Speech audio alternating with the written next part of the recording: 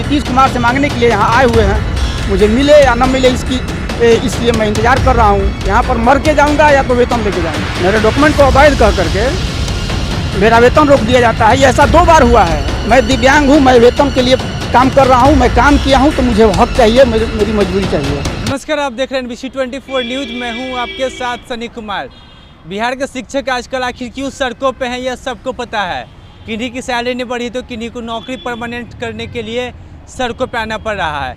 लेकिन ऐसे में एक ऐसा भी नियोजित शिक्षक है जो कि ऐसे तो विकलांग है, लेकिन उनकी हिम्मत देख के दाद देनी पड़ेगी कि इतनी तेज़ गर्मी में भी सड़कों पे हैं और यहाँ पे मौजूद है सचिवालय के ठीक सामने। क्या कुछ वजह है यहाँ पे आने की, तमाम चीज़ों को लेकर से जुड़ते हुए।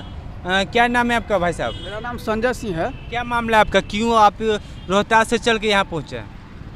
मेरा मामला ये है कि मैं 2010 से अब तक सेवा में हूँ। अभी तक ऑन ड्यूटी हूँ और 2016 तक मेरा भुगतान होता रहा। 2016 के बाद मेरे डॉक्यूमेंट को मैंने अवैध कह करके और मेरे डॉक्यूमेंट को अवैध कह करके मेरा वेतन रोक दिया जाता है। ये ऐसा 2 बार हुआ है। 2 बार हुआ है। एक बार मुझसे 20,000 लिया गया, एक बार 30,000 लिया गया और लेने के बाद वेतन भुगतान किया गया और फिर 2016 के बाद रोक दिया गया। और ये कहा जा रहा है कि आपका जो इंटर का प्रमाण पत्र है वो मान्यता प्राप्त नहीं है, जबकि मेरे पास 4 हाई कोर्ट का ऑर्डर है।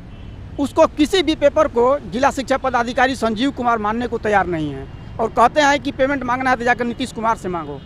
तो नीतीश कुमार से मांगने के लिए यहाँ आए हुए हैं। मुझे मिले या न मिले इसलिए मैं इंतज़ार कर रहा हूँ। यहाँ पर मर के जाऊँगा या तो वेतन लेके जाऊँगा। आपके पास कौन कौन से ज़रूरी कागजात है जो कि प्रमाणित करता है कि आपका जो डॉक्यूमेंट है वो सही है? बताइए जरा।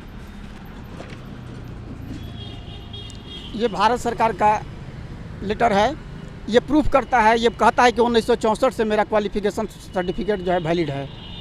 इसके बाद ये भारत सरकार से ही मैंने अपने नाम से मंगवाया है RTI से, जो रिसीव करके भारत सरकार द्वारा दिया गया है कि आपका जो संस्था है, जो डिग्री है वो मान्य है।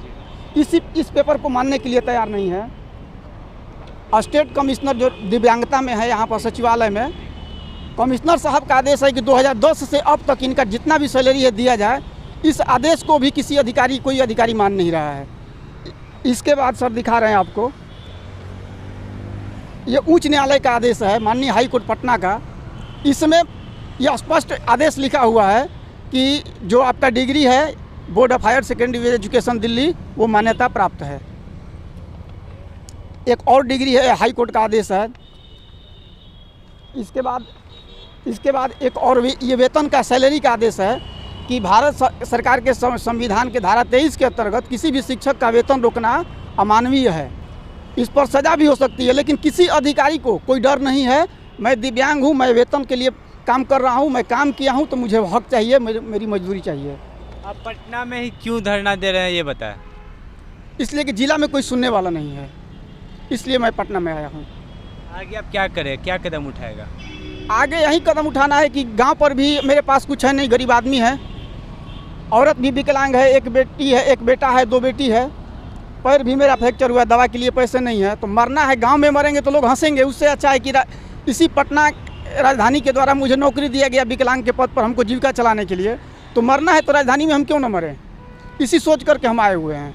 चलिए, अगर मरना ही है तो राजधानी में ही मरे, क्योंकि पटना सचिवालय से ही नौकरी किसी को मिलती है। यहीं पे तमाम बड़े अधिकारी बैठते हैं और गांव में शर्म के मारे क्यों जाएं।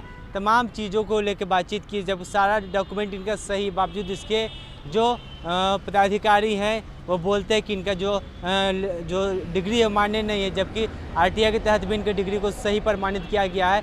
तमाम चीज़ों को लेकर हाई कोर्ट ने सैलरी क्लियर करने के लिए आदेश दे दिया, अधिकारी की ओर से आदेश दिया गया, लेकिन बावजूद इसके जो जिला शिक्षा पदाधिकारी है इनकी बात नहीं मानते और कहते हैं अगर सैलरी लेना है तो जाओ मुख्यमंत्री नीतीश कुमार के पास जाओ। इसीलिए लोग ये यहाँ पटना पहुँचे हुए हैं और अपनी मांग को लेकर लगातार यहाँ जमे हुए हैं। ऐसे में जो इनकी मांग है कब तक पूरी होती है देखने वाली बात होगी, लेकिन ये अपने घर नहीं जाने वाले, साफ तौर पर इनका कहना है। और ये चाहे जो हो पटना में ही अब रहेंगे। देखने वाली बात होगी इन्हें सैलरी कब तक मिलता है या फिर जो इनकी समस्या है इसका निदान कब तक होता है। लेकिन अब ऐसी तमाम खबरों के लिए बने रहे हमारे साथ और आप देखते रहे NBC24 न्यूज़। सहयोगी मंजर सुलेमान के साथ में सनी कुमार, पटना।